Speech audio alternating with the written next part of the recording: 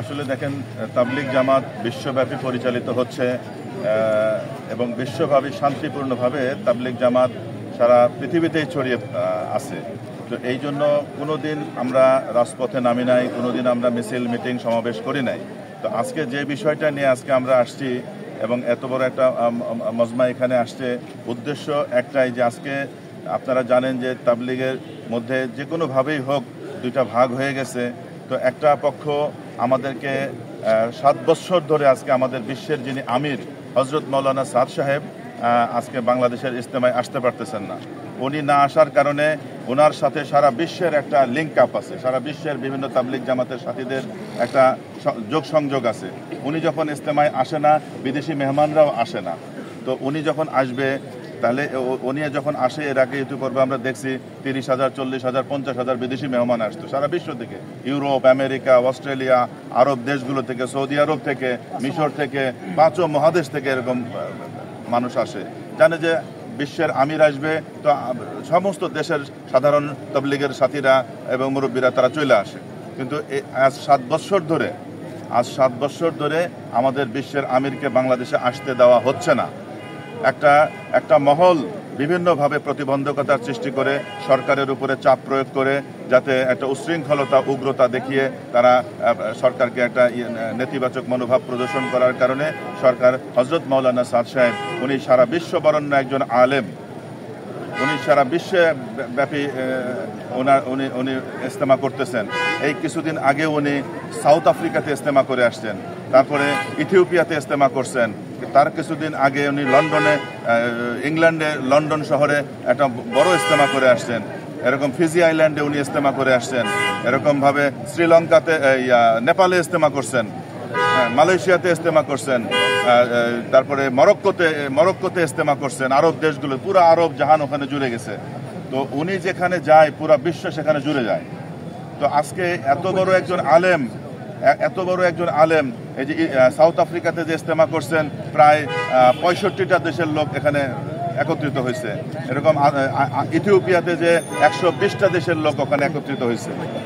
মরক্কোতে গেছে আরব দেশ, মরক্কো একটা আরব দেশ, আরবি ভাষাভাষী, সেখানে ইজতেমা হয়েছে, ওখানেও প্রায় 70টার মতো দেশ একত্রিত হয়েছে। তো হজরত মৌলানা সাদ সাহেব যদি বাংলাদেশে আসে, বাংলাদেশের ইজতেমায় প্রায় আমরা আশা করতেছি 50-60 হাজার বিদেশি মেহমান আসবে। তো এই যে বিদেশি মেহমান, দেখেন বিশ্ব ইজতেমা কাকে বলে? বিশ্ব ইজতেমা যেখানে বিশ্বের লোকজন আসবে, এটাই তো বিশ্ব ইজতেমা। নাকি আমরা তো মনে করি আমরা বাংলাদেশের এক জায়গায় একত্রিত হলাম, এটা তো আমাদের সভা সমাবেশ হয়, বিভিন্ন ওয়াজ মাহফিল বিভিন্ন জায়গায় হয়, আমরা হইলাম, এটা কি বিশ্ব ইজতেমা বলে? বিশ্ব ইজতেমা তো ওইটাই বিশ্ব ইজতেমা যেটা সারা বিশ্বের লোক যেখানে আসে। তো এখন বিশ্ব আমির যেখানে থাকবে সেটাকে বিশ্ব ইজতেমা বলে, সারা বিশ্বের মেহমানরা যেখানে আসবে ওইটাকে বিশ্ব ইজতেমা বলে। কিন্তু আজকে দুঃখের বিষয়, আমাদের দেশে একটা মহলের প্রতিবন্ধকতার কারণে প্রতি বছর সরকারের উপর একটা চাপ প্রয়োগ করে, উগ্রতা, উশৃঙ্খলতা দেখানোর কারণে আজকে সরকার সাহস পাচ্ছে না যে হযরত মাওলানা সাদ সাহেবকে নিয়ে আসবে, অথচ বিশ্ব বরেণ্য আলেম।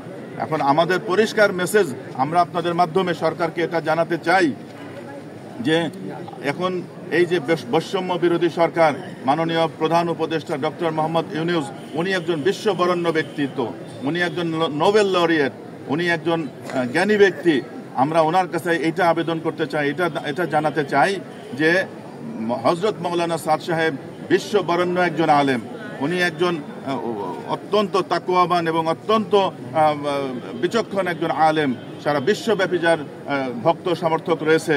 তো আমরা আশা করব মাননীয় আগামী বিশ্ব ইজতেমা ফেব্রুয়ারির 7, 8, 9, আগামী বিশ্ব ইজতেমা ফেব্রুয়ারি 7, 8, 9 বিশ্ব বরেণ্য আমাদের একজন প্রধান উপদেষ্টা আমরা পেয়েছি। এটা আমরা গর্ব করি যে আমাদের বাংলাদেশের গর্ব ডক্টর ইউনূস, উনি এই আমাদের বিশ্ব বরেণ্য একজন আলেম, বিশ্ব তাবলিগ জামাতের বিশ্ব আমিরকে যেন উনি বাংলাদেশে আসার ব্যবস্থা করে দেয়। এটাই আমাদের আজকের এই সমাবেশের উদ্দেশ্য, আমাদের অন্য কোনো উদ্দেশ্য নেই। দেখেন, আমরা কোনো মিটিং মিছিল করব না, আমরা কোনো স্লোগান দিব না, আমরা জাস্ট আমাদের মনের যে একটা ব্যথা, আমাদের মনের যে কিছু কথা, যে আমাদের আজকে 7 বছর যাবৎ একটা মহল আমাদের আমিরকে আমাদের ইজতেমায় আসতে দিতেছে না।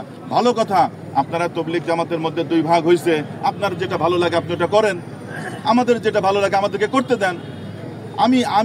আমি তবলিগ করব, আমি দিনের কাজ করব, আমি নামাজ পড়বো, মসজিদে যাব, আমার ইজতেমায় আমি কাকে আনবো, কি বলেন, একটা যখন জালসা হয়, একটা ইয়া হয়, কে আসবে না আসবে ওই জালসা কমিটি ঠিক করে। তো আমাদের দেশে আমরা কাকে নিয়ে আসবো, কে আসবে, কে কথা বলবে, এটা আমাদের ব্যক্তিগত অধিকার। আমার ইজতেমায় হযরত মাওলানা সাদ সাহেব আসবে কি আসবে না, এটা আমাদের মুরব্বীরা ঠিক করবে। আমরা এই স্বাধীনভাবে, এই স্বাধীন রাষ্ট্র বাংলাদেশ একটা স্বাধীন রাষ্ট্র, স্বাধীন দেশে স্বাধীনভাবে ধর্মকর্ম করা, দিনের কাজ করা, এটা আমার নৈতিক অধিকার, আমার সামাজিক অধিকার, আমার রাষ্ট্রীয় অধিকার, আমার সাংবিধানিক অধিকার। আমার এই সাংবিধানিক অধিকার, আমার এই ধর্মীয় অধিকার কেড়ে নেওয়ার অধিকার কারো নাই। এই জন্য রাষ্ট্রের কাছে আমাদের আবেদন এবং আমাদের সরকারের কাছে আমাদের অনুরোধ, এবং মাননীয় প্রধান উপদেষ্টা, আমরা তাকে নিয়ে গর্ব করি। ডক্টর মোহাম্মদ ইউনূস একজন বিশ্ববরেণ্য ব্যক্তি, সারা বিশ্বে ওনার নাম সমাদৃত। আমরা আশা করব ওনার কাছে সারা বিশ্বব্যাপী বরেণ্য একজন আলেম দ্বীন হযরত মাওলানা সাদ সাহেবকে যেন উনি বাংলাদেশে আনার ব্যবস্থা করে দেন। আমাদের আকুল আবেদন, আমাদের দিলের দাবি, আমাদের প্রাণের দাবি, আমাদের দিলের মধ্যে খুব ব্যথা, আমাদের দিলের মধ্যে খুব কষ্ট যে আমরা আজকে আমাদের আমিরকে 7 বছর ধরে আমাদের ইজতেমায় আনতে পারছি না। এই যাব কেউ কোনো বিশৃঙ্খলা, এই মেহনতের মধ্যে কখনো